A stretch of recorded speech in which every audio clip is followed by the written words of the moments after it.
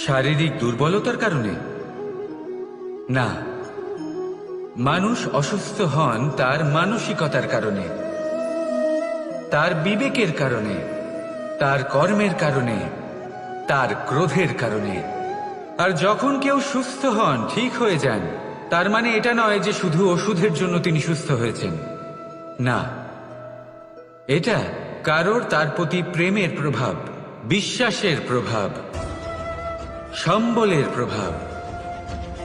শুধুমাত্র ওষুধ দিয়ে কিছুই হয় না। যদি মনে প্রেম থাকে, বিবেক থাকে, বিশ্বাস থাকে, সম্বল থাকে, তবেই সেই ওষুধ কাজ করতে পারে। তাই মনে রাখবেন, এই জীবন হলো অত্যন্ত ছোট। মনে প্রেম ভাব রাখুন, মিত্রতা করুন, শত্রুতা নয়। ভালোবাসুন, বিদ্বেষ নয়। আর এই ভালোবাসার সাথেই বলুন রাধা রাধা। মানুষ নিজের জীবনে ঈশ্বরকে খুব মান্য করে, ওনার জন্য কি না করে। ভিন্ন ভিন্ন নামে তাকে স্মরণ করে, তাকে পুজো করে, তার আরাধনা করে। সে জানে যে ঈশ্বর তাকে শক্তি অবশ্যই দেবেন, তাকে সাহায্য অবশ্যই করবেন। কিন্তু যখন প্রশ্ন আসে গুরু এবং ঈশ্বরের, তখন গুরুর মান কখনো কম হওয়া উচিত নয়। কারণ সত্যি বলতে কি, গুরুই হলেন সেই সিঁড়ি যা বেয়ে আপনি ঈশ্বরের কাছে পৌঁছনোর পথ খুঁজে পাবেন। সেই পথ আপনি গুরুর থেকেই পাবেন। গুরু না থাকলে আপনি কখনো ঈশ্বর লাভ করতেই পারবেন না। আর জীবনে অনেক সময় লক্ষ্যের থেকেও অনেক বেশি গুরুত্বপূর্ণ হলো পথ। তাই এই পথের সম্মান করতে শিখুন, অর্থাৎ গুরুকে সম্মান করতে শিখুন। কারণ গুরুই হলেন পরমেশ্বর। তাহলে আসুন আর আমার সাথে ভালোবেসে বলুন রাধা রাধা। জীবনে এমন কিছু কাজ রয়েছে যা আপনাকে একাই করতে হয়, আর এমন কিছু কাজ রয়েছে যা আপনাকে একসাথে মিলে করতে হয়, একজোট হয়ে, সঙ্গবদ্ধ হয়ে। এবার সঙ্গবদ্ধ বলতে কি বোঝাতে চাইছি? আমি তাদের কথা বলছি না যারা বাস্তবিকভাবে একে অপরের সাথে কাজ করেন। আমি তাদের কথা বলছি যারা একে অপরের থেকে দূরে থেকেও একে অপরকে বিশ্বাস করেন। আমি আগেও বলেছিলাম, সমস্ত বিশ্বের আশা বিশ্বাসেই বসবাস করে, তাই না? তাই যেখানে সমস্ত বিশ্ব আছে, সমস্ত সংসার আছে, সেইখানেই বিশ্বাস রয়েছে। তাই আপনার আশেপাশে এমন দল সঙ্গবদ্ধ করুন যাদের আপনার উপর বিশ্বাস আছে আর যাদেরকে আপনি বিশ্বাস করতে পারেন। তাহলে আসুন আর আমার সাথে ভালোবেসে বলুন রাধা রাধা। মানুষ এক অত্যন্ত বিচিত্র প্রাণী। পরিকল্পনা করে, ষড়যন্ত্র করে, প্রচেষ্টা করে, কাউকে পরাজিত করার চেষ্টাও করে। সাপকে একটা দড়ি মনে করে হাতে চেপে ধরার চেষ্টা করে, কিন্তু একটা কথা বুঝতেই পারে না, সময়ের এই সাপ, এটা হাতে চেপে ধরাই যায় না। আর আপনি যা করবেন তা আবার ফিরে আসবে আপনারই সামনে। দেখুন, এতে কিছুই যায় আসে না যে আপনি কুম্ভকারের পুত্র নাকি কৃষ্ণের পুত্র। যদি আপনি অনুচিত কর্ম করেন তাহলে আপনার সাথেও অনুচিতই হবে। অশুভ কর্ম করলে আপনার সাথেও অশুভই হবে। কুরু বংশ অত্যন্ত মহান বংশ ছিল। এই কুরু বংশ কি হলো তার সাথে? একটা গোটা বংশ বয়ে গেল। কারণ ওনাদের উদ্দেশ্য অশুভ ছিল। অন্যদিকে 5 জন বনবাসী পাণ্ডব মহাভারত বিজয়ী হলেন, কারণ তাদের উদ্দেশ্য শুভ ছিল। তাই মনে রাখবেন, শুভ অগ্নি প্রজ্বলিত করবেন, শুভ তাপ সঞ্চার হবে। অশুভ অগ্নি প্রজ্বলিত করবেন, নরকেই জ্বলতে হবে। তাহলে আসুন আর আমার সাথে ভালোবেসে বলুন রাধা রাধা। আমরা যে মানুষকে চাই, যাকে আমরা ভালোবাসি, তাকে একটা উপহার অবশ্যই দিতে চাই। এমন এক উপহার যা ওনার ভালো লাগবে, যা শ্রেষ্ঠ হবে, অতি প্রিয় হবে, বহুমূল্য হবে, বা বলতে পারেন মূল্যবান হবে। তাই আমরা কি করি? আমরা বাজারে যাই, তার জন্য স্বর্ণ, আভূষণ, হিরে, মুক্ত এইসব নিয়ে আসি। কিন্তু এটাই কি সর্বশ্রেষ্ঠ উপহার? কখনোই নয়। সর্বশ্রেষ্ঠ উপহার হলো স্বাধীনতা, তাকে নিজের মনের মতো বাঁচার স্বাধীনতা। যদি আপনি কাউকে স্বাধীনতা না দিতে পারেন, তাহলে সে কোথাও না কোথাও বন্দী হয়ে যায়, তার বিকাশ কোথাও না কোথাও আটকে যায়। কিন্তু যদি আপনি কাউকে স্বাধীনতা দিতে পারেন, তাহলে আপনি দেখবেন ও সমস্ত সংসারকে, এই জীবনকে নিজের দৃষ্টিভঙ্গি দিয়ে দেখবে, বুঝবে যে কোনটা হলো উচিত আর কোনটা হলো অনুচিত, আর এটাই হলো সর্বশ্রেষ্ঠ। আর এবার যদি কাউকে স্বাধীনতার মাধ্যমে এত বড় একটা শক্তি দিতে পারেন, তাহলে আপনি আমাকে বলুন, এর থেকে বড় উপহার আর কি হতে পারে? আসুন আর আমার সাথে ভালোবেসে বলুন, রাধা রাধা। আপনার জীবনে আপনার প্রকৃত বন্ধু আসলে কে? আপনার সব থেকে শ্রেষ্ঠ মিত্র আসলে কে? তিনি যিনি সময় এলে পরে আপনাকে সাহায্য করেন, নাকি তিনি যিনি সময় এলে পরে আপনাকে অর্থ দেন? দেখুন, আমরা হলাম মানুষ, আমাদের জীবনে লেনদেন চলতেই থাকে, এটা আমাদের জীবনের অভিন্ন অংশ। কিন্তু অনেক সময় এমন হয় যে আমরা তাকেই নিজের প্রকৃত বন্ধু বলে মনে করি, যিনি আমাদের একটা বহুমূল্য উপহার দেন, ঠিক কিনা? এবার আপনার জীবনে সেই বহুমূল্য উপহার কোনটা, ওই অমূল্য মিত্র আসলে কে, সেই সিদ্ধান্ত হলো আপনার। কিন্তু যদি আপনি আমাকে জিজ্ঞেস করেন, তাহলে আমার মতে স্বর্ণ, হিরে, মুক্ত, ধন এগুলো বহুমূল্য নয়। বহুমূল্য হলো সঙ্গ, যখন আপনি একা হয়ে যাবেন; সময়, যখন আপনার তাকে প্রয়োজন হবে; সমর্পণ, যখন আপনার বিশ্বাসের প্রয়োজন পড়বে। যে মানুষ আপনার প্রতি এই 3 গুণ প্রদর্শন করেন, যিনি আপনার কঠিন সময়ে আপনাকে অবশ্যই সঙ্গ দেবেন, যখন আপনার প্রয়োজন পড়বে আপনাকে অবশ্যই সময় দেবেন, আপনার প্রতি সম্পূর্ণ সমর্পিত থাকবেন, সেই হলো আপনার আসল মিত্র, সেই হলো আপনার প্রকৃত বন্ধু। কারণ সত্যি বললে, বন্ধুত্বের অর্থই হলো নিজেকে সম্পূর্ণরূপে কারোর কাছে সমর্পণ করে দেওয়া। তাই আপনার সেই বন্ধুর জন্য নিজের প্রাণ উজাড় করে দিন, আর ভালোবেসে বলুন, রাধা রাধা। পিতা আর পুত্রের সম্পর্ক অত্যন্ত মধুর হয়ে থাকে। পিতা স্বপ্ন দেখেন, তাকে পূর্ণ করার সকল সম্ভাব্য চেষ্টা করেন, কিন্তু তাও অনেক সময় ওনার স্বপ্ন অপূর্ণ থেকে যায়।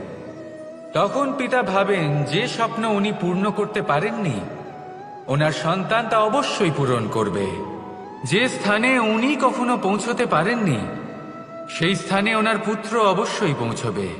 পিতা নিজের সন্তানের ভবিষ্যৎ নিয়ে সেই স্বপ্ন দেখেন, আর যখন সেই সন্তান সামনে এগোতে থাকে, তখন তার দুঃখ হয় না, বরং গর্ব হয়।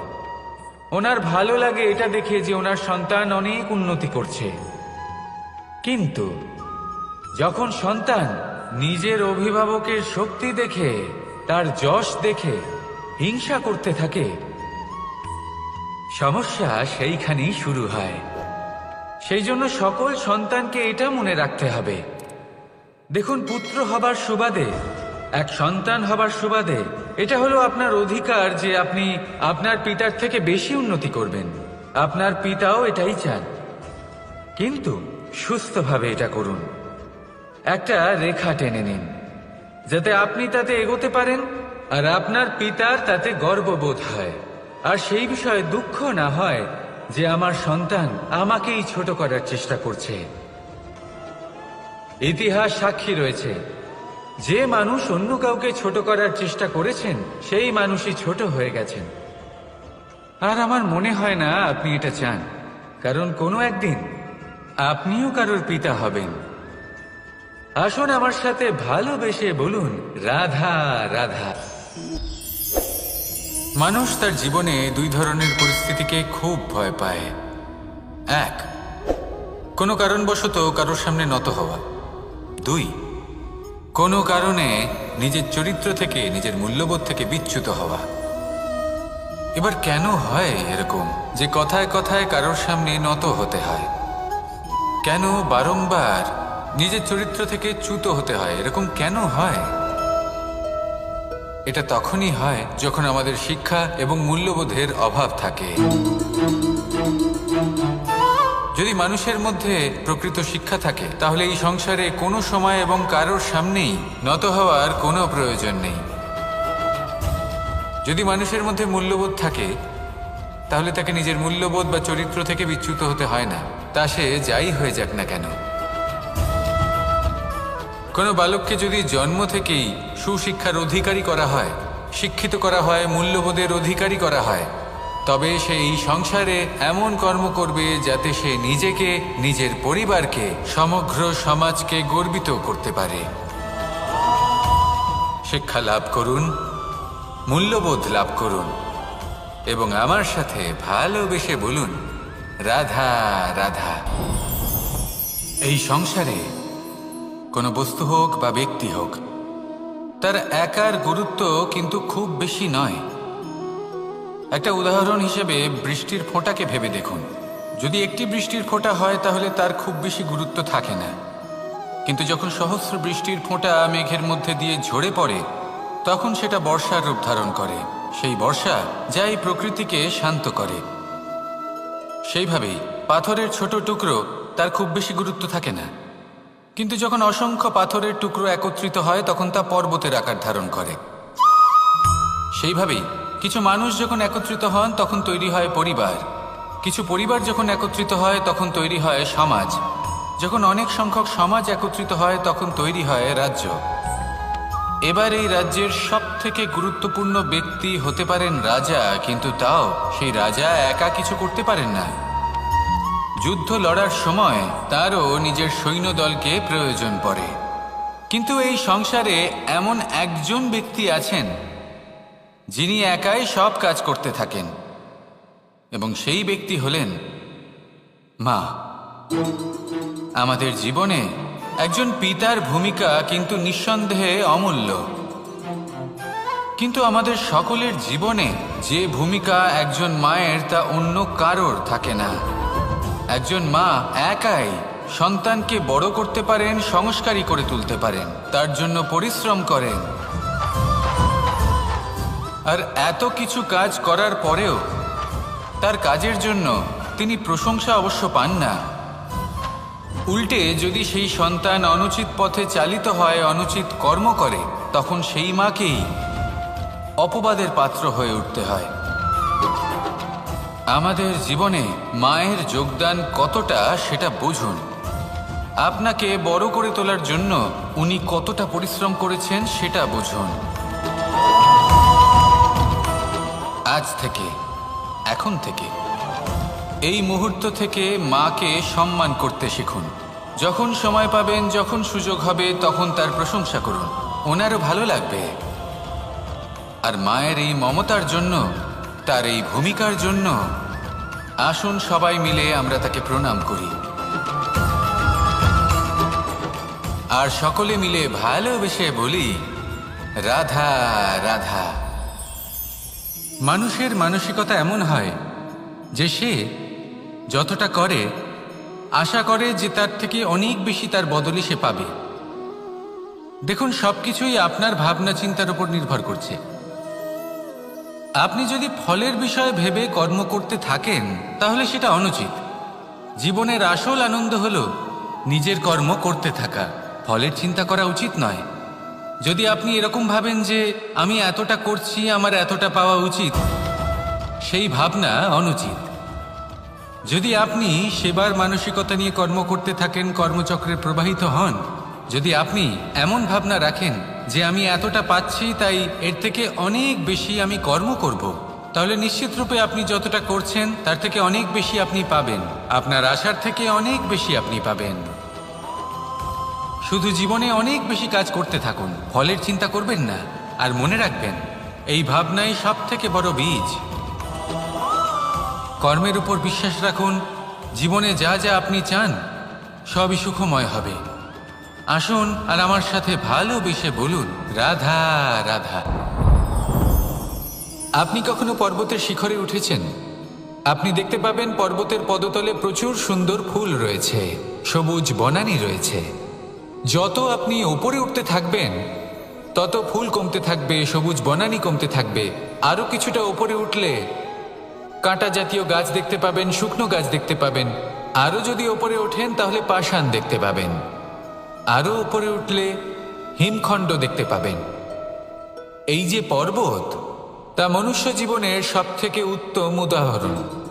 মানুষ যখন সাফল্যের শিখরে পৌঁছতে চান, মহানুভবতার শিখরে পৌঁছতে চান, পথে যত আস্তে আস্তে উপরে উঠতে থাকেন, ততই ভৌতিক বস্তু তার থেকে বিচ্ছিন্ন হতে থাকে। যদি তিনি সেই ভৌতিক বস্তুগুলি ত্যাগ না করতে পারেন, তাহলে কখনোই সেই স্থানে পৌঁছতে পারবেন না। আর মানুষ যদি উচিত ত্যাগ করতে পারেন, পথে অগ্রসর হতে থাকেন, এগোতে থাকেন, তাহলে একদিন না একদিন তিনি মহানুভবতার, জ্ঞানের, সাফল্যের হিমের স্বাদ অবশ্যই লাভ করবেন। মনে রাখবেন, মানব জীবনের ত্যাগ হলো অত্যন্ত গুরুত্বপূর্ণ অংশ। আসুন আমার সাথে ভালোবেসে বলুন, রাধা রাধা। আপনি কখনো কোনো বাজকে নিজের বাসা বানাতে দেখেছেন? এই বাজ যখনই কোনো বাসা বানায়, তখন উঁচু গাছের ডালে বা কোনো পর্বতের শিখরে বাসা বানায়, অনেক উচ্চতায়। আর সেখানে তার সন্তানও জন্মগ্রহণ করে। যখন এই সন্তানেরা জন্মায়, তখন এই বাজ খুবই ভালোবেসে এবং খুব সাবধানে এদের পালন পোষণ করে। নিজের ঠোঁট দিয়ে তাদের ঠোঁটে খাবার পরিবেশন করে। কিন্তু যেই সেই সন্তানেরা হৃষ্টপুষ্ট হয়ে যায় এবং সেই কথা বাজ নিজে বুঝতে পেরে যায়, সেই বাজ নিজেই সেই বাসা ছিন্ন ভিন্ন করে দেয়। সেই সন্তান যাদের সবেমাত্র ডানা গজিয়েছে, কিভাবে উঠতে হয় তারা জানে না, সেই সন্তানগুলিকে উচ্চতা থেকে ঠেলে দেয়। সেই সন্তান প্রথমে ভয়ভীত হয়ে যায়। তারা সামনে মৃত্যুকে দেখতে পেয়ে ভয়ের কারণে তাদের ডানা ঝাপটাতে থাকে। আর সেই প্রক্রিয়াতেই সেই সন্তানগুলি উড়তে শুরু করে দেয়। এবার এই ঘটনায় আমরা কি শিক্ষা পেতে পারি? এটাই, যদি আপনি মাতা পিতা হন, তাহলে নিজের সন্তানকে অবশ্যই স্নেহ করুন, কিন্তু তাদেরকে নিজের আঁচলের তলায় বেঁধে রাখবেন না। যদি আপনি চান আপনার সন্তান জীবনে উন্নতি করুক, তাহলে নিজের মুঠো থেকে তাদের স্বতন্ত্র করে দিন। এই সংসারে সংঘর্ষ করতে দিন। সেই সন্তান নিজেই বুঝতে পারবে যে জন্মের সময় পাওয়া ডানা কি করে ব্যবহার করতে হয়। আর আপনার চোখের সামনে আপনার সন্তান এই আকাশে উড়তে থাকবে। তাহলে আসুন আমার সাথে ভালোবেসে বলুন, রাধা রাধা। এই সংসারে সব থেকে বড় ব্যক্তি কে? আপনি বলবেন, এই কেমন ধরনের প্রশ্ন? কিন্তু এটা হলো সব থেকে উচিত প্রশ্ন। কেউ এর উত্তর দেবে যে সেই মহাপ্রতাপী রাজা, তিনি হলেন সব থেকে বড় ব্যক্তি, সেই বড় রাজনীতিবিদ, তিনিই সব থেকে বড় ব্যক্তি। আমি আপনাকে জানাই যে সংসারের সব থেকে বড় ব্যক্তি হলেন তিনি, যার সাথে দেখা করলে আপনি নিজেকে ছোট মনে করবেন না। কোনো ব্যক্তি যিনি সব থেকে বেশি শক্তিশালী, আপনি যদি তার সামনে যান, তাহলে উনি আপনার অন্তরের শক্তিকে বাইরে বের করে আনবে। আপনার অন্তরের লুকিয়ে থাকা শক্তিকে জাগ্রত করতে প্রেরণা প্রদান করবে। তিনি হলেন বড় ব্যক্তি, তিনি হলেন মহান ব্যক্তি। তিনি নন যিনি নিজের বল এবং ঐশ্বর্য দ্বারা আপনাকে তার সামনে ছোট প্রমাণ করবেন। এবং সেই জন্য মহাদেব আমার আরাধ্য হলেন আমার খুব প্রিয়। কারণ রাজা হোক বা ফকির, কেউ যদি ওনার সামনে যান, তাহলে সে নিজেকে ছোট মনে করেন না। আপনিও যদি জীবনে অনেক বড় হতে চান, তাহলে কাউকে কখনো নিজেকে ছোট মনে করতে দেবেন না। তার অন্তরে বড় হয়ে ওঠার প্রেরণা প্রদান করুন। আসুন আমার সাথে ভালোবেসে বলুন, রাধা রাধা। সূচের শেষে একটি ছিদ্র থাকে, যার দ্বারা আমরা এই সুতো পরাতে পারি। আর তারপর সূচের সাহায্যে এই সুতো দিয়ে বস্ত্র সেলাই করা যায়। কিন্তু যদি সুতোটা সোজা করে ধরা না হয়, তাহলে সূচে কখনো এই সুতো পরানোই সম্ভব নয়। যদি এতে কোনো গিঁট পড়ে, তখন তা কখনোই এই ছিদ্র দ্বারা প্রবেশ করা সম্ভব নয়। ঠিক এইভাবেই যদি আপনি কারোর জীবনে প্রবেশ করতে চান, কারোর অন্তরে প্রবেশ করতে চান, তাহলে আপনাকেও সহজ থাকতে হবে। এতে কোনো গিট থাকলে চলবে না, অর্থাৎ মনে যাতে কোনো মালিন্য না থাকে, যেন কোনো কুচিন্তা না থাকে। যদি এসব থাকে তাহলে আপনি কখনো কারোর জীবনে প্রবেশ করতে পারবেন না। আর যদি কোনোভাবে আপনি প্রবেশ করেও যান তাহলে তার মনে ঘর করতে পারবেন না। নিজেকে এই সুতোর মতন করে তুলুন, সহজ। মনে যেন কোনো কুচিন্তা না থাকে, সবার প্রতি যেন সদ্ভাবনা থাকে, শুভ চিন্তা থাকে। এমনটা করতে থাকুন। এমন একটা দিন আসবে যেদিন এই সমস্ত সংসারের ব্যক্তির মনে আপনি বাস করবেন, আর তখন এই মন প্রসন্ন হয়ে বলবে, রাধা রাধা। কথায় আছে যে এমন কোনো অক্ষর নেই যার দ্বারা কোনো মন্ত্র হয় না, এমন কোনো বনস্পতি নেই যা নিজেই একটা ঔষধি নয়, পৃথিবীর এমন কোনো ব্যক্তি নেই যার মধ্যে কোনো যোগ্যতা থাকে না। শুধু প্রয়োজন হলো যে ব্যক্তিকে আমরা খুঁজে চলেছি তাকে সঠিকভাবে চিনে নেওয়া। যদি তার যোগ্যতা, তার বিশেষত্ব আমরা বুঝতেই না পারি, তাহলে আর লাভ কি রইল? এই সংসারে এমন অনেক ব্যক্তি রয়েছেন যারা ছোট ছোট অসফলতার কারণে আপনাকে এটা বলে দেবে যে আপনি কোনো কাজের নন, আপনি হলেন মূর্খ, আপনি কিছুই করতে পারবেন না। এইসব কথায় কখনোই বিশ্বাস করবেন না, কারণ আপনি এবং প্রত্যেকটি জীব এই পরমাত্মা এবং এই প্রকৃতির সৃষ্টি, যা অত্যন্ত বিশেষ। যদি আপনাকে উদাহরণ দিই তাহলে একদিকে আছে তরোয়াল, একটা বড় লম্বা তরোয়াল যার দ্বারা যুদ্ধ করা যায়, জয়লাভ করা যায়। আর অন্যদিকে রয়েছে একটা ছোট্ট সূচ, কিন্তু যে কাজ একটা ছোট্ট সূচ করতে পারে তা একটা তরোয়াল দ্বারা সম্ভব নয়। এর অর্থ হলো এটাই যে প্রত্যেকটা রচনা অত্যন্ত অমূল্য এবং অত্যন্ত বিশেষ হয়। তাহলে বিশ্বাস রাখুন যে আপনি অত্যন্ত বিশেষ একজন, আর প্রেমের সাথে বলুন, রাধা রাধা। এটা হলো ধান গাছ। এর থেকে যে চাল উৎপন্ন হয় তা মানুষ গ্রহণ করেন। আর এটা কি? এ হলো জংলি ঘাস। একবার ভেবে দেখুন, যদি এই জংলি ঘাস ধান গাছের আশেপাশে থাকে তাহলে কি হবে? ধান উৎপন্ন হতে পারবে? তা উৎকৃষ্ট হতে পারবে? আমরা কি তা গ্রহণ করতে পারবো? কখনোই নয়। এই জংলি ঘাস ধানকে নষ্ট করে দেবে, কিন্তু নিজে জীবিত থাকবে। এটাই হলো আজকের শিক্ষা। এই সংসারে যদি আপনি নীতির পথে চলতে চান, উচিত কর্ম করতে চান, সংসারকে সেবা করতে চান, তাহলে জংলি ঘাসের মতো ব্যক্তিদের থেকে সবসময় দূরে থাকতে হবে। সেই ব্যক্তি যারা দুর্নীতি এবং মিথ্যা দ্বারা পরিপূর্ণ, যাদের ব্যবহার অশুভ, যাদের অনেক অশুভ গুণ রয়েছে, তারা সঠিক নয়। সেই সকল ব্যক্তি যাদের চরিত্র অত্যন্ত দুষ্ট হয়, তারা হয় শুভ চরিত্রের ব্যক্তিকে একদম নষ্ট করে দেয়, নয় নিজের মতো বানিয়ে তোলে। তাই যদি আপনি নীতির পথে চলতে চান, এই সংসারের জন্য শুভ কর্ম করতে চান, তাহলে সেই সঙ্গ লাভ করুন যে সঙ্গ জ্ঞানে পরিপূর্ণ, যাদের মধ্যে অনেক গুণ আছে, যাদের থেকে প্রতিদিন কিছু শিখতে পারবেন। এমন ব্যক্তির সাথে জীবন অতিবাহিত করুন, দুরাচারীদের থেকে দূরে থাকুন। তবেই এই মন প্রসন্ন হয়ে বলবে, রাধা রাধা। পঞ্চতত্ত্বের মধ্যে দ্বিতীয় তত্ত্ব হল ধরণী, ভূমি, যাকে আমরা ধরণী মাতা বলি। এই ধরণী ধৈর্য ধারণ করে, আর এর ওপরেই আমাদের সমগ্র সংসার নির্ভরশীল। কারণ এই ভূমি সহ্য ক্ষমতা রাখে, এর সহ্য ক্ষমতা হলো অপরিসীম। সন্তান যতই আঘাত প্রদান করুক না কেন, প্রেম পূর্বক সহ্য করে, আর তার বদলে অমূল্য রত্ন প্রদান করে। সন্তান যদি হাল চালায়, তাহলে তার বদলে তাকে অন্ন প্রদান করে। এটাই হলো ধরণী। এবার এর থেকে আমরা কি শিক্ষা পেতে পারি? এটাই যে কারোর জন্য কিছু করা বা কাউকে কিছু দেওয়া মনে কোনো কামনা ছাড়াই। আর এই কথাটা বুঝে যান, যদি কারোর জন্য কামনা না রেখে বা কোনো পাওয়ার আশা না রেখে কারোর জন্য কিছু করেন বা কারোকে কিছু দেন, যদি এটা আপনি শিখতে পারেন তবে আপনি ভালোবাসতে শিখে গেছেন।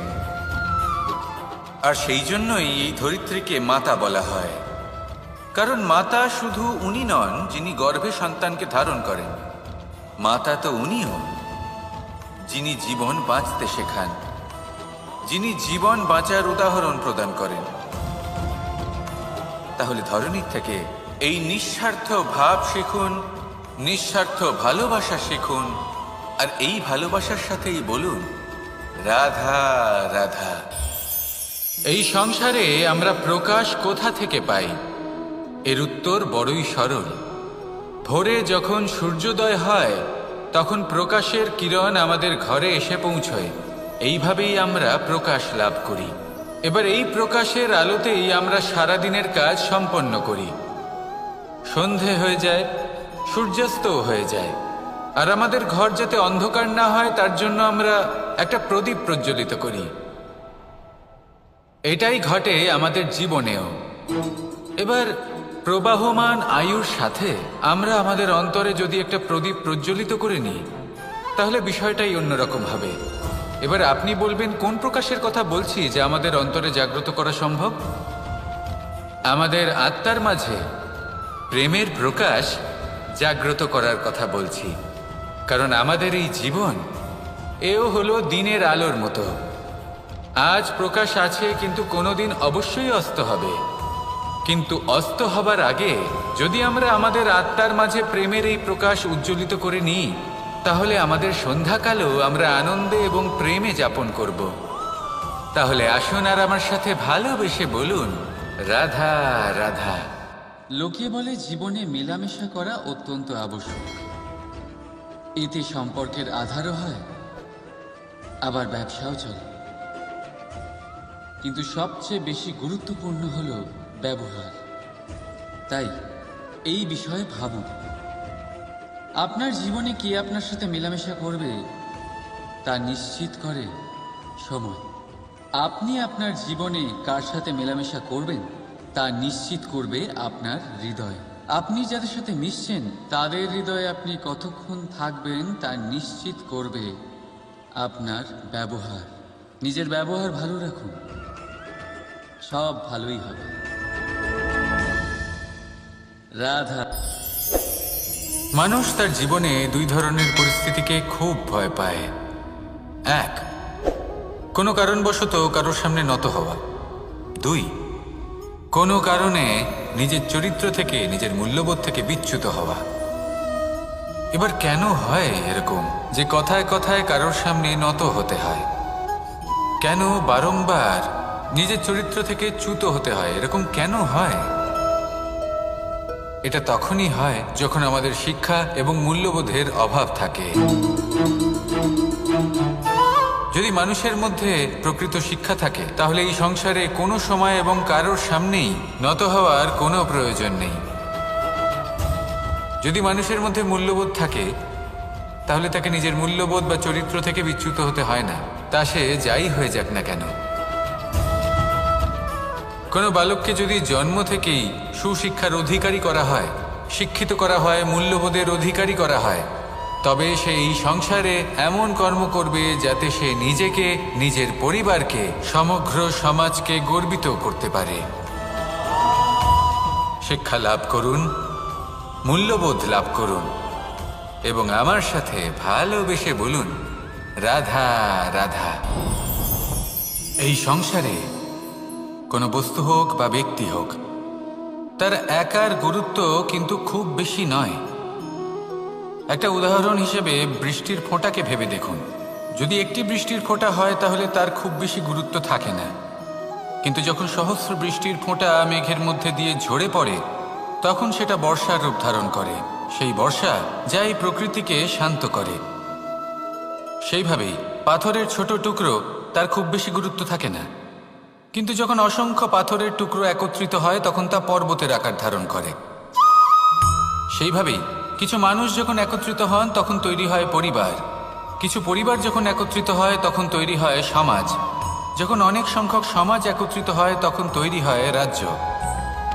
এবার এই রাজ্যের সব থেকে গুরুত্বপূর্ণ ব্যক্তি হতে পারেন রাজা, কিন্তু তাও সেই রাজা একা কিছু করতে পারেন না। যুদ্ধ লড়ার সময় তারও নিজের সৈন্যদলকে প্রয়োজন পড়ে। কিন্তু এই সংসারে এমন একজন ব্যক্তি আছেন যিনি একাই সব কাজ করতে থাকেন, এবং সেই ব্যক্তি হলেন মা। আমাদের জীবনে একজন পিতার ভূমিকা কিন্তু নিঃসন্দেহে অমূল্য, কিন্তু আমাদের সকলের জীবনে যে ভূমিকা একজন মায়ের তা অন্য কারোর থাকে না। একজন মা একাই সন্তানকে বড় করতে পারেন, সংস্কারী করে তুলতে পারেন, তার জন্য পরিশ্রম করেন।